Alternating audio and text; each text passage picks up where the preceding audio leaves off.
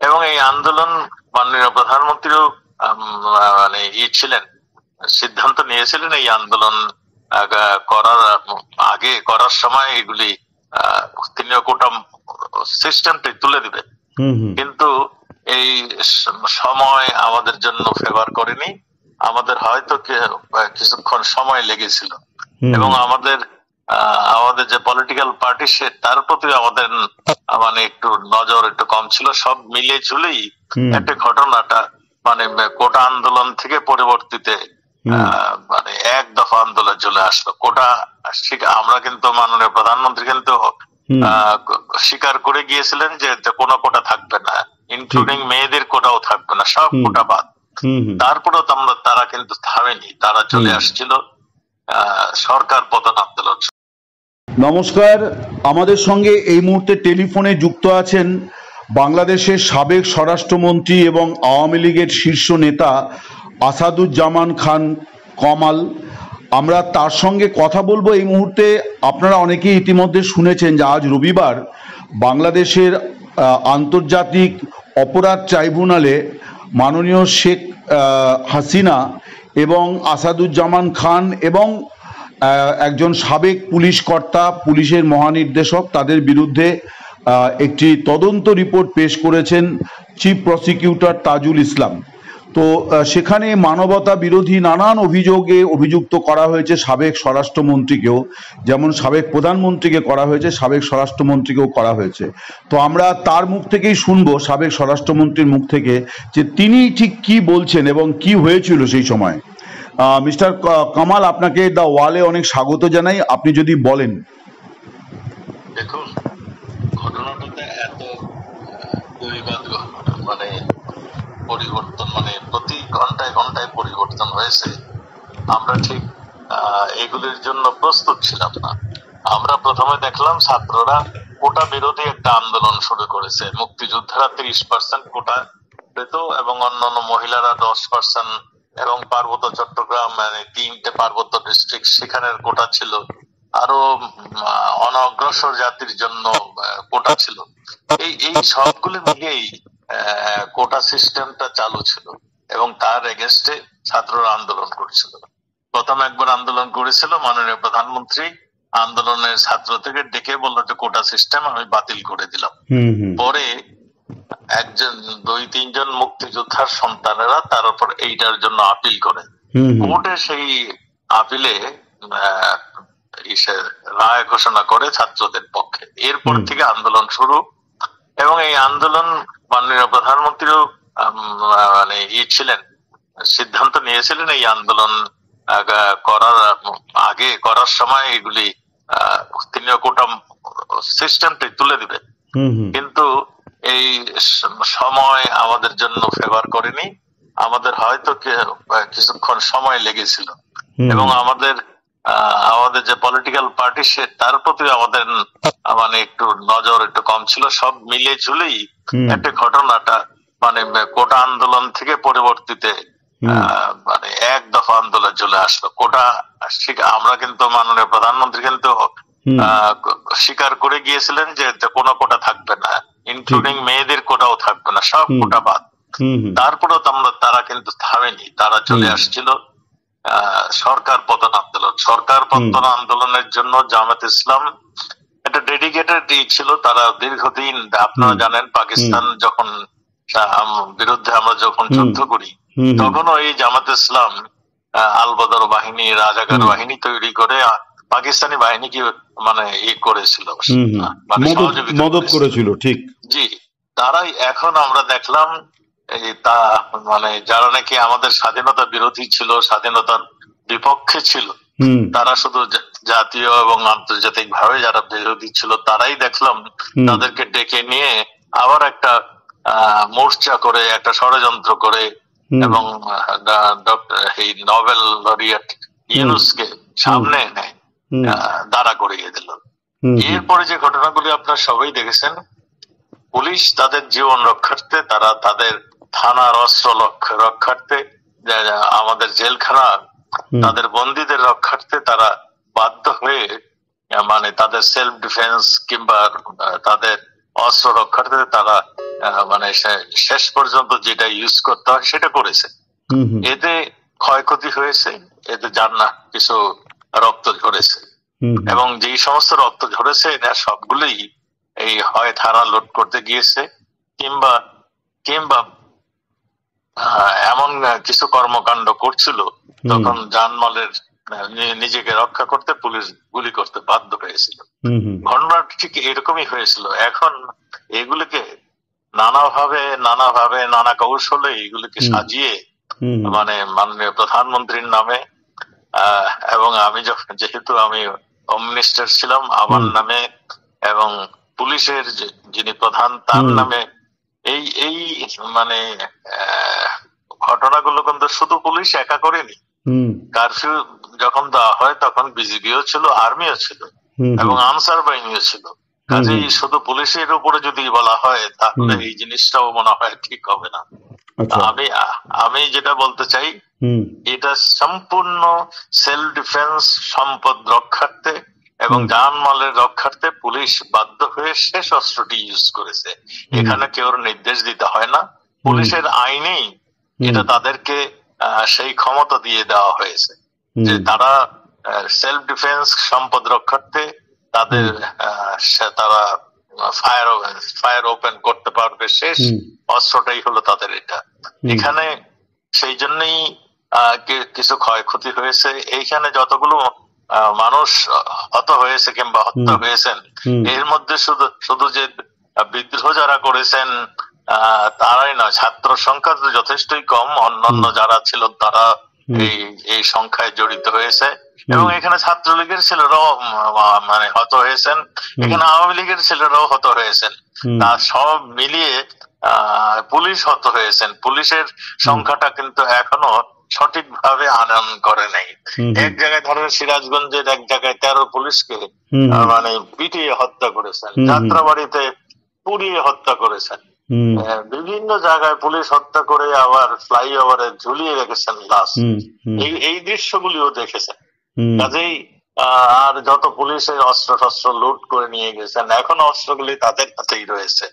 এই সবগুলি মিলে ঝুলেই এই ঘটনাগুলি ঘটেছে। এখন কিভাবে আওয়ামী লীগকে দমন করতে হবে, কিভাবে মাননীয় প্রধানমন্ত্রীকে জব্দ করতে হবে, সেই জন্যই এই সমস্ত মামলা অত্যন্ত কৌশলে এই মামলাগুলোকে মানে করছেন এবং সেইভাবে ইনকোয়ারি রিপোর্ট গুলি আসছেন। সেখানে আমাদের উকিলকেও যেতে দেওয়া হয় না, আমাদের কেউ ওখানে যেতে দেওয়া হয় না। একটা প্রশ্ন আমি করছি, মানে এতগুলি মানুষ, প্রায় 450-500, মানে যে যদি মূল ফিগারটাকেই ধরি, মানে এত মানুষকে পুলিশ হত্যা করলো, তাহলে পুলিশের কি বা সরকারের তরফে কোনো নির্দেশ? আপনি তো স্বরাষ্ট্রমন্ত্রী ছিলেন, মানে আপনি কোনো নির্দেশ দেননি আপনি বলছেন? আমাদের কোনো নির্দেশ দেওয়ার তো প্রয়োজন হয় না। আচ্ছা, আমাদের পুলিশের উপরে যেই মানে এটা ছিল, আমরা কি ওইখানে যে দাঁড়িয়েছিলাম যে গুলি শুরু করুন, এটা তো যারা অধিনায়ক ব্যাটেল ফিল্ডে তো দেখেন আর্মির যিনি কমান্ডিং অফিসার তিনি করেন। আমাদের পুলিশ অফিসাররা তাদের ডিউটি পালন করেছেন। তারা প্রথমে হুইসেল বাজিয়েছেন, তারপর ব্যারিকেড দিয়েছেন, তারপরে মানে গ্যাস মেরেছেন, জল কামান দিয়েছে, তারপরে যখন মানে তাদের উপরে যখন গুলি শুরু করেছে, মানে আগুন ধরিয়ে দিচ্ছে, তখন তারা লাস্ট স্টেজে এটা করেছে। আজকে অভিযোগ আর এই 400-500 কথা বলেন, এখানে পুলিশ এইখানে আমার জানা মতে এই সংখ্যা অনেক কম এবং আমিও তদন্ত করে দেখেছি, এক লোক নাম মামলা হয়েছে, সে কোর্টকে জানিয়ে দিচ্ছে যে আমি তো মরিনি। এই ধরনের ঘটনাও আছে। না, রাষ্ট্রসংঘের একটা রিপোর্ট হচ্ছে, সেখানে অবশ্য 1400 লোক হত্যা হয়েছে বলে বলা হচ্ছে আর কি। সেখানে এইগুলির যদি আপনারা তদন্ত করেন, 1400 লোকের নাম ঠিকানা করেন, তাহলে দেখবেন 3 বছর আগে মারা গেছে তারও নাম এখানে রয়েছে। এই সবগুলি হিসাব নিকাশ করার একটা মনে হয় সময় আসছে। কয়জন পুলিশ, কয়জন ছাত্রলীগের মানে আওয়ামী লীগের লোক, কয়জন মানে অন্য দলের লোক মারা গিয়েছে কিংবা কয়জন ছাত্র মারা গিয়েছে, এই সবগুলির বোধহয় হিসাবের একটা সময় আসছে। আমার এই 1400-1500, আমি তো এক রিপোর্টে দেখছি 3100 পুলিশ আহত হয়েছে। এই সবগুলো নিয়েই একটা বিভ্রান্তিকর পরিস্থিতি সৃষ্টি হয়েছে তো কাজেই এই সবগুলি নিয়ে একটা কমিশন বসানো উচিত আমি মনে করি।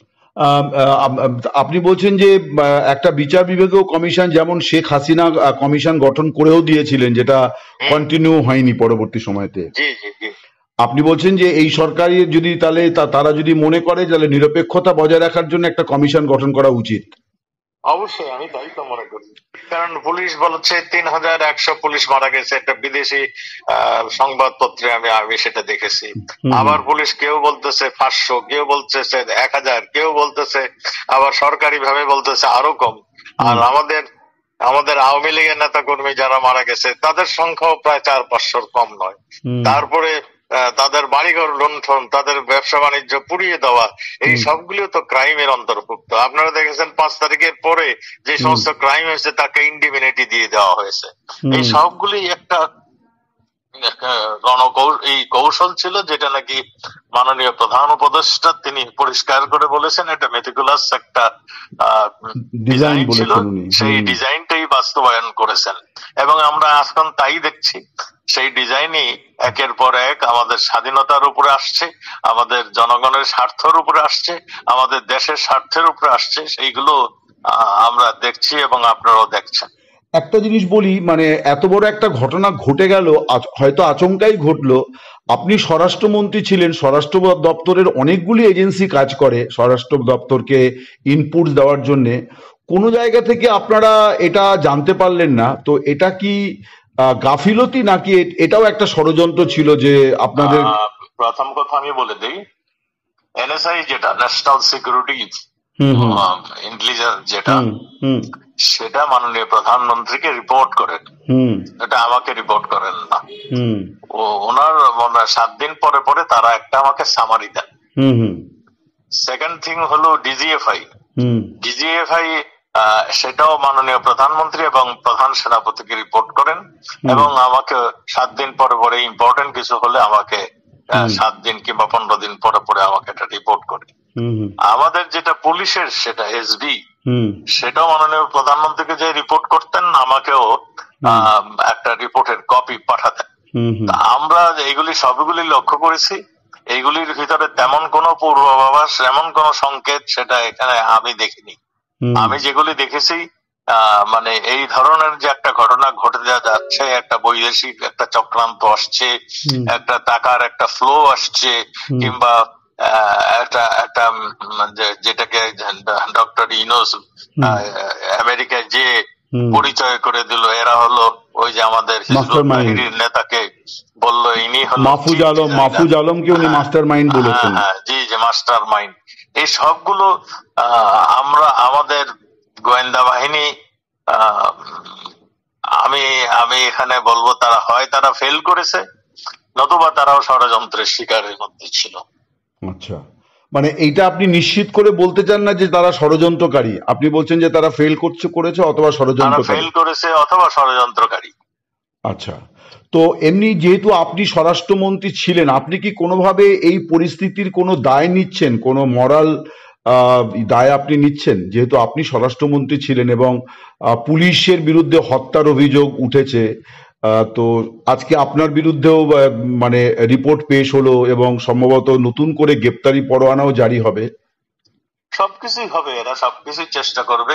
আমরা দেশটাকে স্বাধীন করেছিলাম, আজকে আমরা সেই পরাজিত সৈনিকরা আবার দেশ দখল করেছে, এটি হলো সবচেয়ে বড় কথা। এবং তারা কি করবে, আমরা যুদ্ধ অপরাধীদের ফাঁসি দিয়েছি, এখন আমরা যারা যুদ্ধ করেছি তাদেরকে ফাঁসি দিবে, এইটাই তো তাদের প্ল্যান, তাদের প্রোগ্রাম এইটা, এবং সেই জন্যই তারা তৈরি হচ্ছে। এখন আপনারাই লক্ষ্য করবেন, আমরা যারা মুক্তিযোদ্ধা আমাদেরকে একে একে ফাঁসি দিবে, সেই রকমই তারা প্রস্তুতি নিচ্ছে। তো মানে আপনারা মুক্তিযুদ্ধ করে একটা দেশ তৈরি করেছিলেন, মানে যেটা বিরল একটি ঘটনা পৃথিবীতে, যে একটা জাতি রাষ্ট্র গঠন ভাষার ভিত্তিতে।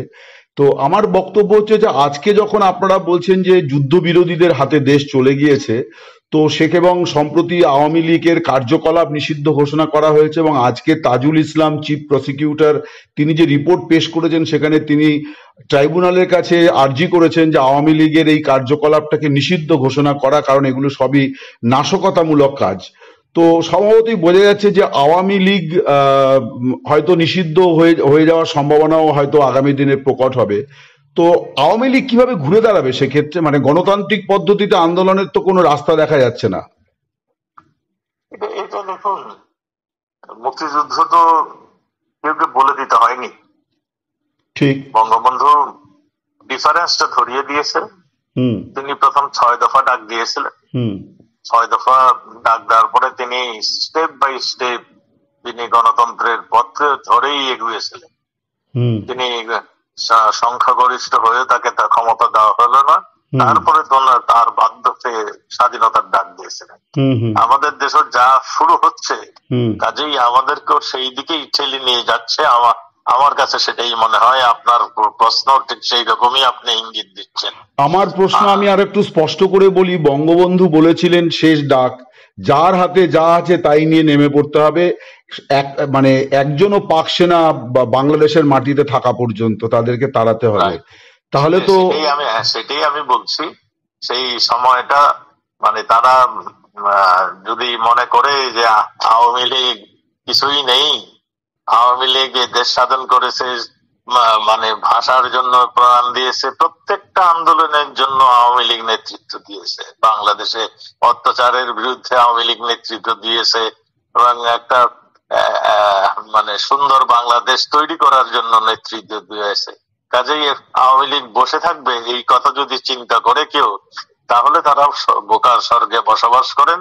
আওয়ামী লীগ অবশ্যই এখন যে ট্রমাটাইজড হয়ে গিয়েছে, আমাদের সিম্পল কর্মী তার বিরুদ্ধে মামলা, আমাদের ক্যাপাসিটি ছিল 80,000 এই যে প্রিজনে বন্দি ধরার, এখন আছে 1,26,000।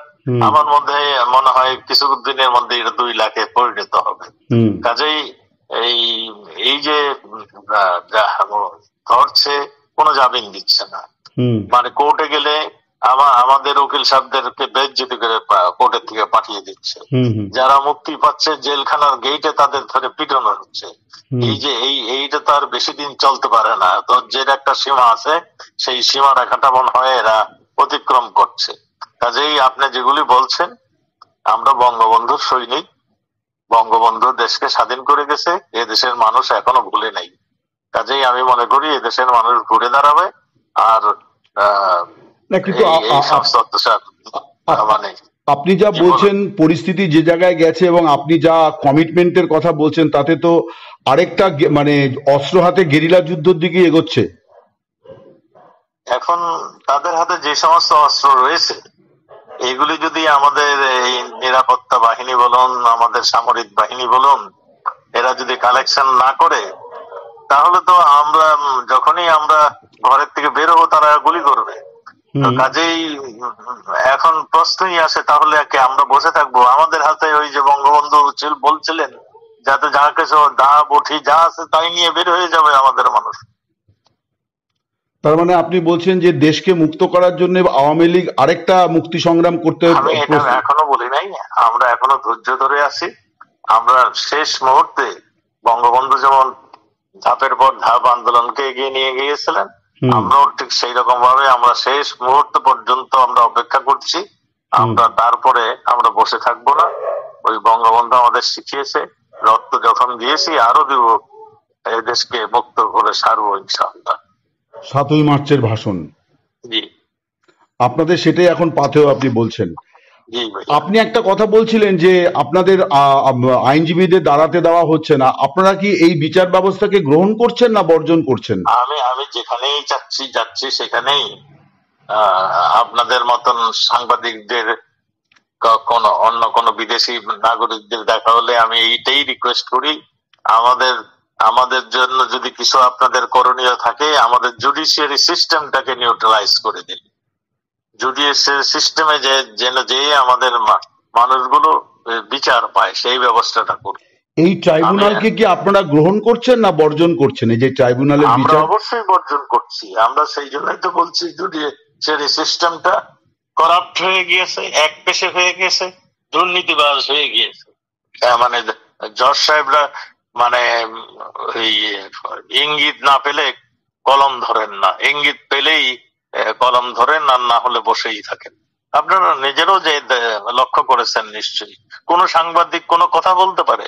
কোন সাংবাদিক এখন পর্যন্ত এই সরকারের ভিতরে কোনো কথা বলেছে? কাজেই এগুলো সবই আপনারা দেখেছেন।